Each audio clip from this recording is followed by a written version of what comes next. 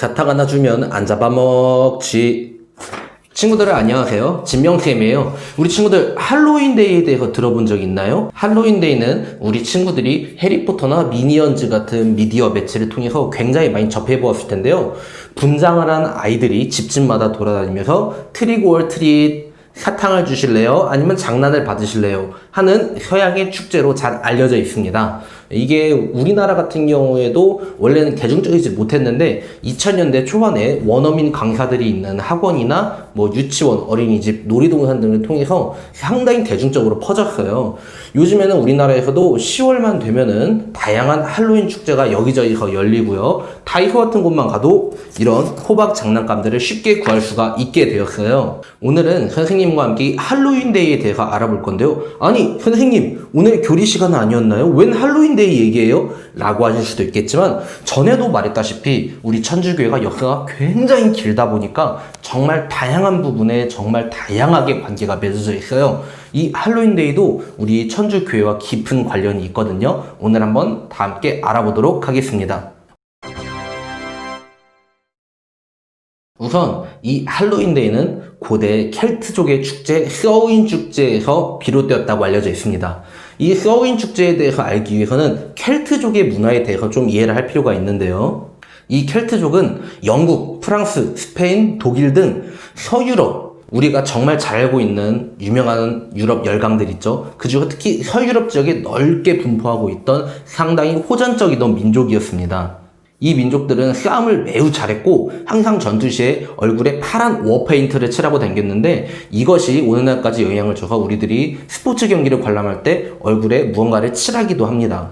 그들이 상당히 유명한 전투 민족이었기 때문에 대중 매체에서 묘사된 켈트족들은 상당히 강한 힘을 가지게 묘사가 됩니다. 영화 브레이브하트에 등장하는 윌리엄 월리스나 미국 드라마 스파르타쿠스에 등장하는 초대 챔피언 크릭수스가 바로 이 켈트족, 골족 출신으로 묘사가 됩니다. 그만큼 그들은 상당히 강인한 민족이었거든요. 그런데 그 켈트인들은 오늘날 우리와는 조금 다른 달력을 사용했습니다. 우선 한 해의 시작이 우리와는 달리 겨울이었어요. 그리고 그 겨울이 시작하는 날이 11월 1일이었습니다. 다시 말해 그들이 생각하는 한 해의 마지막은 10월 31일이었던 겁니다. 우리 친구들은 성당을 열심히 다니기 때문에 귀신, 홀령, 유령 이런 걸 믿지 않겠지만, 옛날 사람들은 그런 귀신, 홀령, 유령을 정말 많이 믿고 무서워했어요. 그런데 한 해의 마지막 날인 10월 31일이 되면은 온갖 유령, 홀령, 귀신들이 나와서 이 세상을 떠돌아다닌다고 그들은 생각을 했거든요. 이게 켈트족만 그랬던 게 아니고 우리나라에도 비슷한 믿음이 있었습니다. 우리나라도 정월 대보름날, 그 다음 날이 되면은 귀신들이 온 세상을 돌아다니기 때문에 무서워서 집 밖을 나가지 않고 있었다고 해요. 켈트족들은 10월 31일 모든 귀신들이 세상을 돌아다니기 때문에 귀신들에게 당하지 않기 위해서 마을 한가운데에 굉장히 큰 횃불을 펴서 캠프파이어를 지내면서 전투 시 얼굴에 파란 물감을 칠했다고 했잖아요. 전투를 나가듯이 언제든 귀신과 싸울 준비를 하기 위해서 얼굴에 파란 물감을 발라서 분장을 하고 다녔다고 합니다. 그렇게 한 해를 마무리하는 그 축제가 바로 서윈 축제였습니다. 그런데 이 서윈 축제와 할로윈이 도대체 무슨 관계가 있을까요? 서유럽의 지배자로 군림하고 있던 켈트족들도 언젠가는 몰락의 시간이 찾아왔습니다. 그들보다 훨씬 더 덩치가 크고 힘이 센 게르만인들이 서유럽을 평정하기 시작한 것이죠. 결국 켈트족들은 그들이 지배하고 있던 대부분의 서유럽 땅을 빼앗기고 켈트족이 남아있는 곳은 오로지 섬나라였던 영국뿐이었습니다. 따라서 켈트인들이 가지고 있던, 그들이 지내던 서윈 축제도 영국 섬에만 남아있고 유럽 대륙에서는 점차 잊혀져가는 축제가 돼가고 있었습니다. 우리 친구들 이제 서윈 축제가 무슨 축제인지, 켈트족이 어떤 민족인지 어느 정도 살짝 이해가 되었죠? 그러면 여기서 선생님이 잠깐 다른 얘기를 한번 해볼게요. 우리 친구들 11월 1일이, 이번 다가오는 11월 1일이 무슨 날인지 알고 있나요? 바로 모든 성인 대축일입니다. 모든 성인 대축일이란 다른 말로 만성절이라고 하고요. 말 그대로 모든 성인들, 따로 축일을 가지지 않은 모든 성인들의 축일을 이 11월 1일 모든 성인 대축일에 함께 축하를 합니다. 이 모든 성인 대축일은 원래 교황 보니파시오 4세가 5월 13일에 로마 시내에 있던 판테온이라는 신전이 있었어요. 그곳에다가 성모 마리아와 순교 성인들의 유해를 안치하고 그곳을 축성을 하기 시작하면서부터 5월 13일을 모든 성인 대축일로 제정을 한 것이었거든요. 그런데 그로부터 한 130년 정도는 그렇게 쭉 꾸준히 가다가 731년 다른 교황님이신 그레고리오 3세 교황님이 이제 로마 바티칸에 있는 성 베드로 대성당에 모든 성인들을 위한 유해 안치 경당을 만들면서 11월 1일을 새로운 모든 성인 대축일로 선포를 합니다. 그런데 그 당시 유럽은 항상 싸우고 있었기 때문에 굉장히 뒤숭숭했어요. 그래서 새로 제정된 모든 성인 대축일을 챙길 만큼의 여유가 있지를 못했거든요. 하지만 유럽 대륙에서 뚝 떨어져 있던 섬이었던 영국은 비교적 평화로웠기 때문에 그 새로 바뀐 모든 성인 대축일을 챙기기가 비교적 쉬웠어요. 그리고 아까 말했듯 영국은 여전히 켈트 문화권 내에 있었습니다.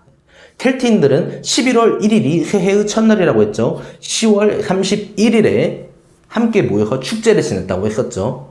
그런데 교회에서도 11월 1일이 모든 성인 대축일이라고 해서 굉장히 큰 축일을 제정을 한 것입니다. 모든 성인 대축일에 세상을 떠난 모든 성인들을 위해 기도하는 우리 천주교회의 문화와 10월 31일 세상에 모든 혼령들이 다 돌아다니고 있다는 켈트족들의 믿음이 서로 융합이 되기 시작을 한 거죠. 그로 인해 서우인 축제는 전에 켈트인들의 축제와는 달리 이제 더 이상 말 한가운데 횃불을 달고 이제 얼굴에 워페인트를 바르는 축제가 아닌 모든 성인들을 위해 함께 기도하고 음식을 나누어 먹는 축제로 변하게 되었습니다. 그런데 아까 말했듯 켈트인들이 있던 곳은 영국이었다 그랬잖아요. 즉 영국 내에서만 유명한 축제가 되고 유럽 대륙 내에서는 그닥 유명하지 않은 아예 모르는 축제가 되었어요. 할로윈 데이라는 말의 어원은 All Hallows Evening, 모든 영혼들의 밤이라는 뜻이거든요. All Hallows Evening이 줄여서 할로윈이라는 단어가 된 거고요. 우리 친구들이 해리포터에서 할로윈 데이가 굉장히 큰 잔치처럼 묘사가 되는 것을 본 것은 해리포터의 작가가 영국인이기 때문이에요. 그리고 우리 친구들이 자주 보는 미니언즈, 찰리와 초콜릿 공장 그런 데서 할로윈 데이가 묘사가 되는 것은 그 매체들이 미국에서 만들어졌기 때문이에요. 우리 친구들이 알지도 모르겠지만 미국을 세운 사람들은 영국에서 건너간 사람들이거든요. 즉 영국에 가지고 있던 문화를 미국에 그대로 전파를 한 거예요. 그래서 그들도 할로윈 축제를 챙기는 것이고요. 그런데 이 할로윈 축제가 처음부터 이렇게 분장을 하고 집집마다 돌아다니면서 간식을 얻어먹는 그런 축제는 아니었어요. 이렇게 된 것은 미국 쪽을 우리는 아메리카 대륙이라 부르거든요. 아메리카 대륙에 원래 살고 있던 원주민들과의 문화가 또 합쳐져서 그렇게 된 거예요. 미국에 정착한 영국인들이 할로윈 데이를 챙기는 것을 원주민 중에서도 우리가 흔히 남미 쪽이라고 하는 멕시코 쪽의 원주민들이 그 문화를 받아들이게 됩니다. 그런데 남미인들은 굉장히 흥이 많고 축제를 좋아하는 민족들이거든요. 그래서 비교적 조용한 축제였던 할로윈을 굉장히 즐거운 축제로 발전시키게 됩니다. 그리고 그 발전된 축제를 다시 영국 이민자들, 미국인들이 받아들이게 돼서 오늘날의 할로윈 데이가 완성이 된 거예요. 어때요, 우리 친구들? 천주교회가 없었다면은 이 할로윈 데이는 그냥 서인 축제라는 명목 하에 그냥 잊혀질 뻔한 축제였어요. 하지만 우리 천주교회와 함께 융화가 되고 섞이면서 전 세계적인 축제로 발전을 하게 되었거든요. 이 모든 성인 대축일이라는 날은 우리 천주교에서 굉장히 중요한 날이에요. 우리가 대중적으로 흔하게 알고 있는 베드로, 6월 29일 이렇게 지정된 축일이 있는 성인들도 많지만 그 축일이 지정되지 않은 성인들도 많고요. 라틴어로 된 세례명을 가진 그라시아 같은 친구들은 따로 축일이 지정되어 있지 않아서 이 모든 성인 대축일에 함께 축일 축하를 지내곤 해요. 우리 친구들 10월 30일 즐거운 축제를 즐기는 것도 좋지만은 그 다음날인 11월 1일이 되면은 모든 성인들을 위해 함께 기도할 줄 아는 그런 친구들이 되었으면 좋겠어요. 자, 이제 우리 친구들을 위한 이번 주 과제를 내주도록 할게요. 이번 주 과제는 우리 친구들 모두 세례명이 있을 거예요. 자기의 수호 성인을 위해서 한번 기도하는 시간을 가져봤으면 좋겠어요. 기도하면은 전에도 말했던 것처럼 선생님한테 선생님 저 기도했어라고 카톡이나 문자 한 통만 보내주면은 선생님이 지난번에 보내줬던 것처럼 기프티콘 보내주도록 할게요. 자, 그럼 친구들 10월 마무리 잘하고요. 우리 모두 11월에 성당에서 봐요. 그럼 안녕!